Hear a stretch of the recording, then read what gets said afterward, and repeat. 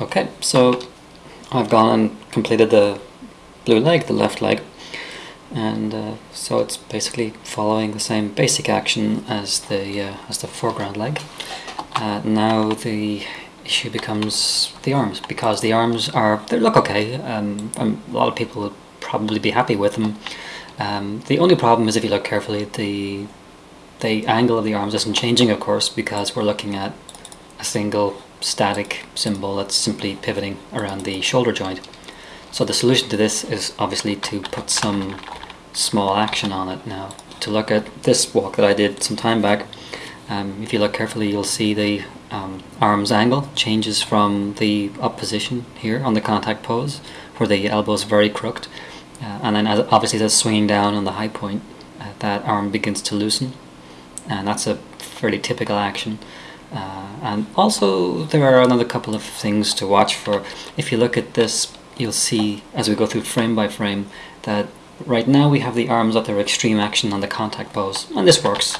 A lot of animated characters do this, but there is a way that we can change a couple of small details here that'll make this look much more natural than others right now. So obvious one is on the recall position. That's how the arms do their extreme action there, not on the contact, and that way we have a slightly more interesting series of negative shapes. It works logically, because as you impact the ground, it makes sense that your extremities will respond to that physical reaction by basically shocking outwards from your body. So we'll repeat that on the second recall position here. You'll see immediately that the silhouette opens up a nice negative shape. It's visually a lot more pleasing. So even if we just do that, this will go a long way towards making it feel a little less mechanical. Then on top of that, if we go inside these symbols, these comps, we're going to have to repeat the process that we did earlier with the legs and turn these into their own basically miniature scenes. So we go into them. Let's do I guess we'll do the right one first, and let's copy in the keyframes for reference, and then we'll F6 these new keys in. The arm, of course, being not a symbol, will shape tween. The hand is a symbol, so that will motion tween.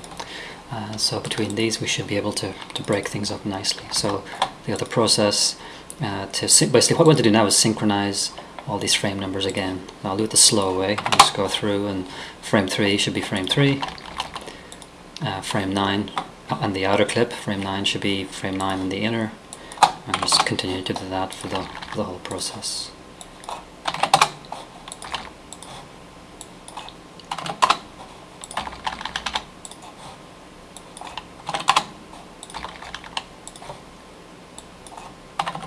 Okay. So now we'll go into the recoil again, and if we go back to the original reference, we're going from this position here to this one where the arm splays out, and you can see a clear change on the angle of the arm there. So let's try to see if we can mimic this from this pose to this one. So that would involve, let me switch the arm off so I can grab these points a bit more clearly. Just pulling that out like this. And then we go into shape madness again. So solution once again is to put snap on and then apply shape hints. Oops, I need to select this layer to work. Modify shape, add shape hint, and just pop one in and with a little look. Yeah, see, immediately you can see an improvement. So we know we probably put it on the right point. No, that's not making much of a difference, so let's go the other way. Okay. Sometimes this can be a bit like roulette.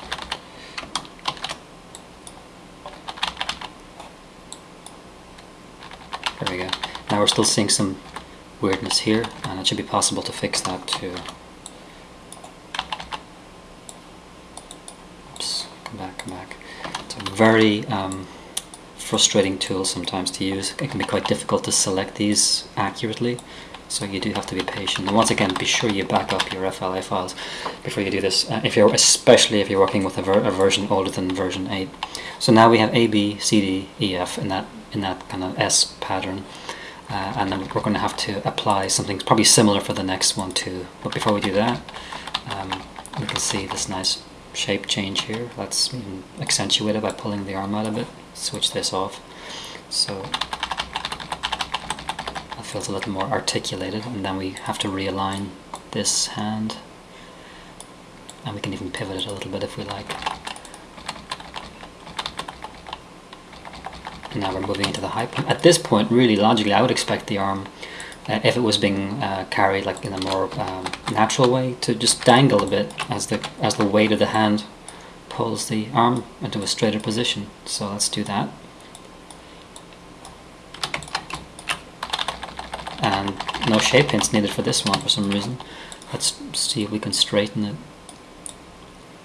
a little bit more. And now just move the arm up, the hand up to close that gap. If we want to, we can even put a curve on that. Not that it really matters, but it looks a little bit nicer. Now as we play this,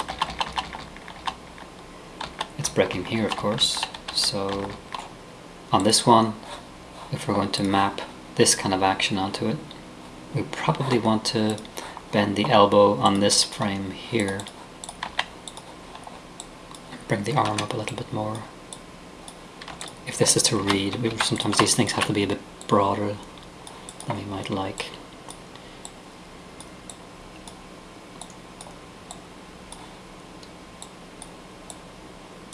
Now here we have a problem. One of the issues that comes up with Flash, and this is a defect of the program, it's very eager to make points when you don't want them, and it's just done that right here. The only way shape hints work is by having geometrical forms that are very clean, and by pulling these lines up into that angle, I inadvertently created one. We only want one point at this intersection here, not two or three. Sometimes it'll work even with that, but you really want to avoid that at all costs. It's not going to make your life easy. I think that's why a lot of people give up on shape hints as an animation technique. So let's just keep pulling this until it's a little more consistent with the... That looks alright. Pull the arm up and maybe rotate it a little bit. And now we'll go back out. I noticed a few things were starting to break there, so more hints will be coming soon. So from this point here on the high point into the contact point, we need to add some more hints. So let's select that layer, and I'm probably going to have to apply them in a similar pattern to the last time. A, B, C, D, E, F, if I remember right.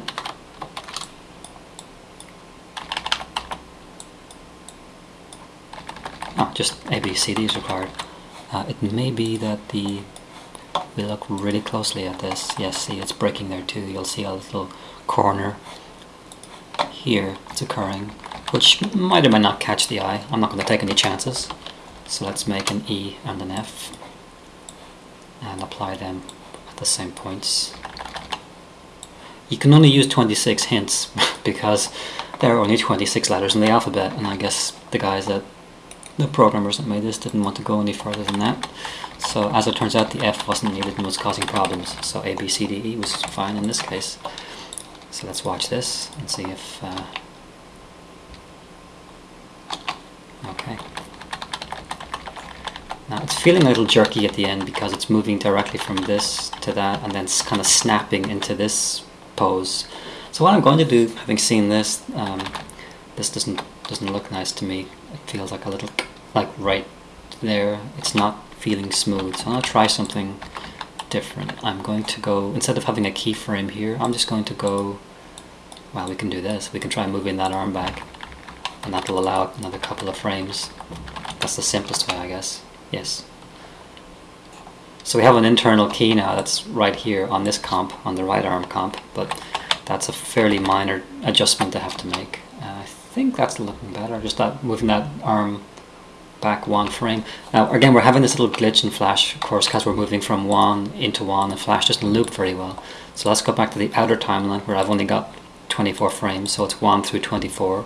Even here, of course, it still does that little hiccup. Don't know why. So let's just make a new SWIF, and now we can watch it playing a little bit smoother, see if that meets our requirements or not. So So there are still some little details we could do with this hand, like make a drag on the, it still seems like a little rigid. So let's go into the hand and, oops, I went into the wrong frame, and see if we can drag it. Now the problem when we do stuff like this, depending on our design and the way we've rigged these things, we now have a huge nasty gap opening up. I can try doing this, but it may cause problems, or might not. No, it seems to be tolerating that, so that's fine. So now we can move to this frame. Of course, we do have other issues with some of these frames looking kind of ugly, so we can also start trying to close this off. Now there's a quite hideous gap opening up here, so again I can attempt to close it, see what happens. And we have hints on some of these keys, so crazy things might start to happen. I'm not going to be too picky about this because this is really just a basic introduction to this technique, so I don't want to get too up to my neck, and I could do this for hours. So there we go. And just that small movement on the hand, it's not very dramatic, but it does make the hand feel a little more organic, let's say. So we go down from the other recoil, and we can do the opposite here if this thing will allow us. Go into this recoil pose and just try to flip the hand up, and we can see we've got this business here. So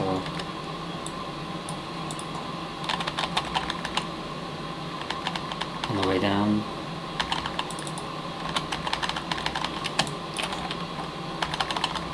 this is another frame, see, that we might want to straighten out, because that was the original orientation of the arm. It's also making it feel a little bit rigid.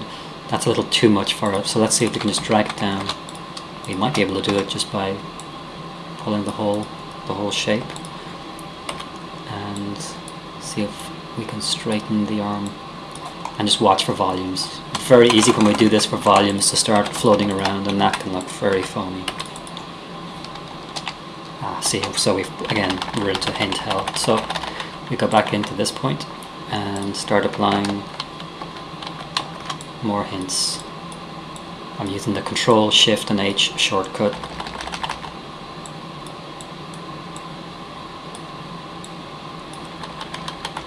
Okay, that looks alright. So, and then we have to do it on the second here too.